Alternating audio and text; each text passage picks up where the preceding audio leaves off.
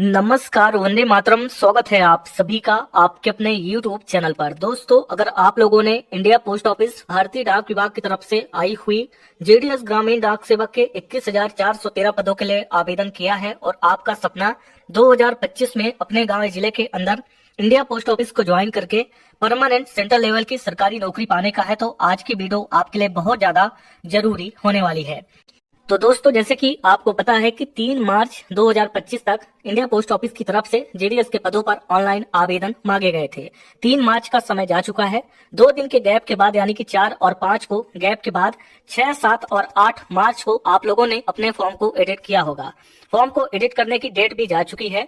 अब जो बचा हुआ है वो केवल आपका रिजल्ट है, यानी कि पहली बार जो आपकी मेरिट लिस्ट आउट होगी, उसी मेरिट लिस्ट का इंतजार लाखों कैंडिडेट कर रहे हैं। आपको बता दें, अगर आपने फॉर्म में भरते टाइम कोई भी गलती करी थी, आपको सुधार करने का मौका मिला। आपने सुधार करने के बावजूद अगर कोई गलती करी है तो आप फंस सकते हैं, लेकिन इसका मतलब ये नहीं है कि आपका सिलेक्शन हो जाए और आप डॉक्यूमेंट में वेरिफिकेशन में ना जाएं। ऐसी गलती आपको नहीं करनी है, बल्कि अगर आपने आवेदन करते टाइम कोई गलती कर भी दी है और आपका सिलेक्शन होता है तो आपको डॉक्यूमेंट वेरिफिकेशन में जरूर से जाना है। कहाँ जाना होगा वो आपको एसएमएस और ईमेल के माध्यम से बताया जाएगा।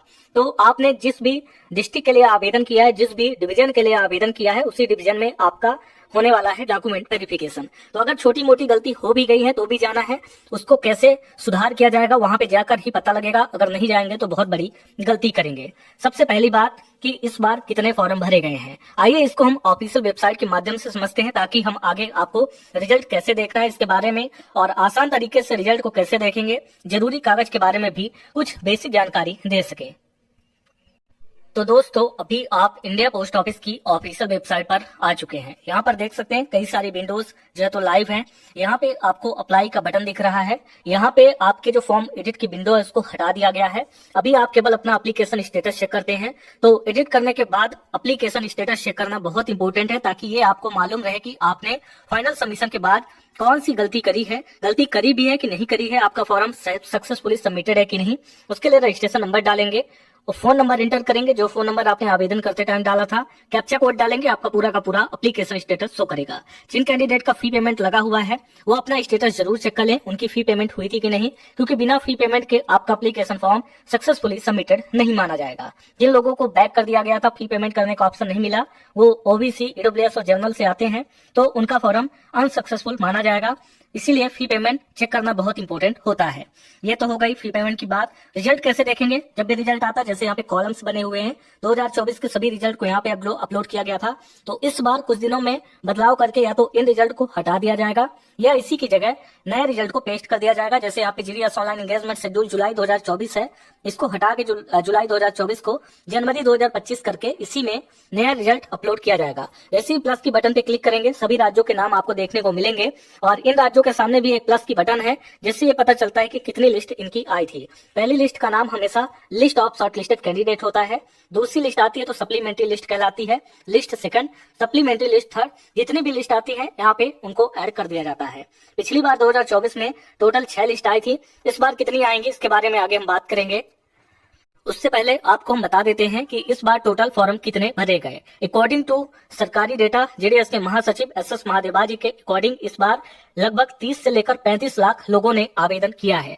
पिछली बार जब 44,228 पदों पर यह भर्तियां आई थी, तब 68 से लेकर 70 लाख आवेदन किए गए थे। इस बार भर्तियां आधे से भी कम है, 21,413 पदों पर भर्तियां हैं, फिर भी ठीक ठाक से फॉर्म फिलअप हुए हैं। 30 से 35 लाख आवेदन कम नहीं होते हैं 21,413 पदों के लिए। तो कंपटीशन इस बार भी ठीक ठाक ही देखने को मिलेगा। ऑलमोस्ट पिछले जैसा ही सेम कंपटीशन है। पहली लिस्ट का कट ऑफ हमेशा हाई जाता है। आपको पहली लिस्ट देखकर परेशान या घबराना नहीं है, क्योंकि आपको आगे मौका मिलता है कि आप दूसरी, तीसरी, चौथी, पांचवी और छठी यानी जितनी भी मेरिट आए उनको चेकआउट कर सके। इसके अलावा नई भर्तियां आपकी जुलाई में फिर से आएंगी। इस बार आवेदन करने का मौका रहेगा, लेकिन नंबर ऑफ वैकेंसी 15,000 के आसपास होंगी, क्योंकि यहाँ पे कुछ 100 पोस्ट इसी भर्ती में भर जाएंगी और जो कुछ खाली रह जाएंगी या नई बनेंगी उनको ऐड करके 10 से 15,000 भर्तियां रहेंगी। इस बार राजस्थान स्टेट का वैकेंसी नहीं आया है, उनको भी ऐड करके अगली बार भर्तियां निकाली जाएंगी। रिजल्ट कैसे देखेंगे उसके ऊपर बात करने से पहले आपको कुछ जरूरी बातें यहाँ पे दिखा देता हूँ। डॉक्यूमेंट वेरिफिकेशन के लिए निर्देश, ये वो नोटिस है जो आपको डॉक्यूमेंट वेरिफिकेशन कराते टाइम जब जाएंगे आप तो वहाँ पे जरूरत पड़ेगी। वहाँ पे नोटिस बोर्ड में आपको यही नोटिस देखने को मिलेगा। पहले ही बता दिया गया है, सभी कैंडिडेट निम्नलिखित दस्तावेज ओरिजिनल व उसकी दो फोटोकॉपी लेकर ही अंदर प्रवेश करें तथा सभी फोटोकॉपी सेल्फ अटेस्टेड होनी चाहिए। फॉर्म भरते समय जो सिग्नेचर किए थे वैसे ही सिग्नेचर सभी फोटोकॉपी पर होना चाहिए। 7 तरह के डॉक्यूमेंट इन्होंने मेंशन किए हैं। 3 तरह के डॉक्यूमेंट जो जरूरी होते हैं वो मैं आपको अपने से बताऊंगा। 10 तरह के टोटल कागज अगर आप लेकर जाएंगे आपको कोई भी बाहर नहीं कर सकता। पहला कागज है आधार कार्ड, बहुत इंपॉर्टेंट है। दूसरा कागज है 10th क्लास का सर्टिफिकेट ओरिजिनल और 2 फोटोकॉपी। तीसरा है पैन कार्ड, इसका भी आपका यूज होगा। चौथा है मेडिकल सर्टिफिकेट जो आपको गवर्नमेंट हॉस्पिटल से बनवाना पड़ेगा, गवर्नमेंट डॉक्टर के द्वारा। 5वां है कास्ट सर्टिफिकेट यानी जाति प्रमाण पत्र वैलिड होना चाहिए ईडब्ल्यूएस, ओबीसी और SC/ST के लिए, और पीडब्ल्यूडी में भी ये लागू होगा। 6वां है मोबाइल नंबर OTP के लिए, जिस मोबाइल नंबर से रजिस्ट्रेशन किया था वो मोबाइल नंबर भी वहां पर होना चाहिए। 7वां नंबर है result list copy also required, यानी कि रिजल्ट लिस्ट जिसमें भी लिस्ट में आपका नाम आया हो जिस भी पेज में, उसका PDF आपको निकलवा लेना है। एक पेज ही A4 साइज का निकलवा लेना है, उसमें यह रहेगा कि इस नंबर पे आपका नाम आया हुआ है। तो ये हो गया। 8वां नंबर आपको 2 पासपोर्ट साइज की फोटोग्राफ रख लेनी है, हो सकता है डिमांड करे।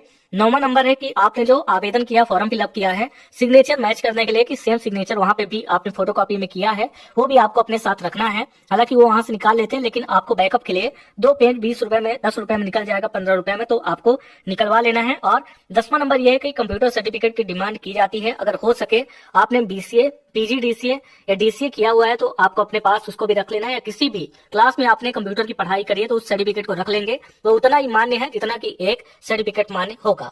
इसके अलावा एक पॉइंट यहाँ पे और लिखा गया है, उपरोक्त सभी दस्तावेज पूर्ण करने के बाद ही अंदर प्रवेश करें ताकि अनावश्यक विलंब ना हो। यानी जब आपके पास सभी कागज रहे तभी अंदर आपको जाना है। इसके अलावा आपको नहीं जाना है तो मैं पहले ही आपको बता दिया कि कुछ दस्तावेज कम भी होते तो भी आपको प्रवेश करना है। अभी हम बात करते हैं कि कट ऑफ क्या रहेगा पहली लिस्ट का। इसके अलावा किस किस को अपने डॉक्यूमेंट रेडी रखने चाहिए, रिजल्ट को आसान तरीके से कैसे देख पाएंगे। वीडियो के डिस्क्रिप्शन और कमेंट बॉक्स में आपको एक लिंक मिलेगा जिसके माध्यम से आप आसानी से रिजल्ट को देख सकते हैं। कैसे डाउनलोड करना है, ऑफिशियल वेबसाइट से हमारी टीम 24 घंटे एक्टिव रहती है। जैसे ही PDF अपलोड किए जाएंगे डाउनलोड करके इस वेबसाइट में अपलोड कर दिए जाएंगे। फिर आप आके जिस भी स्टेट से हैं उस स्टेट के सामने क्लिक हियर की बटन पे एक बार क्लिक करेंगे, आपके राज्य का रिजल्ट डाउनलोड हो जाएगा। उसके अंदर आपका रजिस्ट्रेशन नंबर रहेगा और उस रजिस्ट्रेशन नंबर के माध्यम से आप लोग अपने रिजल्ट को चेक कर सकते हैं। इसके अलावा यहाँ पर देखें JDS 21,413 पोस्ट का जो फर्स्ट मेरिट है उसका एक्सपेक्टेड कट ऑफ, पहली मेरिट में हमेशा कट ऑफ हाई जाता है। जनरल EWS OBC के उम्मीदवारों को सुझाव दिया जाता है कि अगर उनके 95 से लेकर 10th में 100% के बीच में है तो उनके नाम आने की पूरी पॉसिबिलिटीज बन सकती है, तो वो अपने डॉक्यूमेंट रेडी रखें। सेम ऐसे ही SC और ST वालों के लिए 90 से 100 के बीच में है, चूंकि यहाँ पे लोकल लैंग्वेज वाले क्षेत्र भी है, जिनकी हिंदी भाषी क्षेत्र है, जिनकी लोकल लैंग्वेज अलग है, तो उनके लिए दोनों के लिए 90 से 100 के बीच में। और PWD में किसी भी स्टेज पे किसी भी परसेंटेज वाले क्राइटेरिया बच्चे का नाम आ सकता है, तो 80 से 100 है तो आपको रेडी रहना चाहिए। इसके अलावा भी कई सारी चीजें यहाँ पे आपको बताई गई हैं, उसको भी आप देख सकते हैं, कोई भी दिक्कत नहीं है। नई भर्तियों के बारे में भी जानकारी दी गई है। टाइम टू टाइम हम अपडेट सारी लेकर आते रहेंगे। उसके लिए इंपॉर्टेंट है कि आप सोशल मीडिया ग्रुप्स के साथ जुड़ जाएं, वीडियो को लाइक कर दें, चैनल को सब्सक्राइब कर लें और बेल नोटिफिकेशन को ऑन कर दें। मिलते हैं अगली वीडियो के साथ नेक्स्ट अपडेट में, तब तक के लिए आप सभी का धन्यवाद।